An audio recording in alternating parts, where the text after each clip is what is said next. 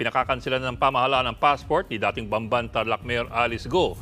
Kasunod po yan ang balibalitang wala na siya sa bansa. Nasa frontline ng balitang yan si Elaine Fulgencio. Paano nga bang nakalabas ng bansa si dating Bamban Tarlac Mayor Alice Go noong July 18? Tanong na kahit ang Bureau of Immigration ay hinahanapan pa ng sagot. Sa pinakahuling monitoring, posibleng nasa Indonesia ang dating alkalde. Para hindi na makalayo pa, formal nang sumulat sa Executive Secretary Lucas Bersamin sa Department of Foreign Affairs at Department of Justice para ipakansila ang passport ni Alice Go. Kasama ring ipinakansila ang passport ng kanyang mga kapatid na sina Wesley at Sheila Liel Go, pati ang passport ni Cassandra Ong na konektado rin sa Pogo. Binalaan naman ni Justice Secretary Boying Rimulya ang mga taga-BI na posibleng kasabwat sa pagtakas ni Go. Panawagan niya, umamin na at sabihin ng totoo kesa siya pa raw ang makahuli sa mga ito.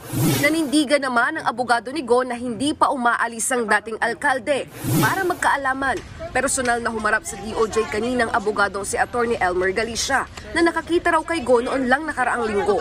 Ayon kay Attorney Galicia, sa law firm niya sa San Jose del Monte, Bulacan pumunta ang dating alkalde noong Miyerkules, August 14 para manumpa at magpanotaryo ng kanyang counter affidavit.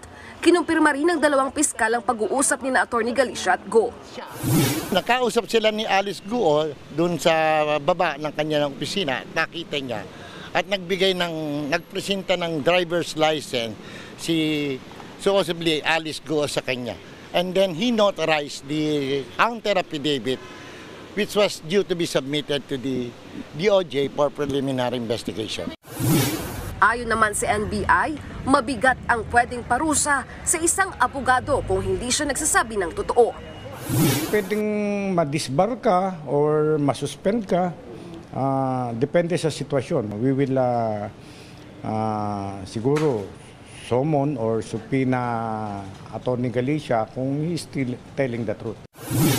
Nagbabalita mula sa Frontline, Elaine Fulgencio, News 5. Mga kapatid, Ed Lingaw po, maging maalam at may pakialam sa mga napapanahong balita sa ating bansa. Para sa mas malalimang pagtalakay at paghimay sa mga issue at headlines, tumutok lamang at pag-subscribe sa social media pages ng News 5.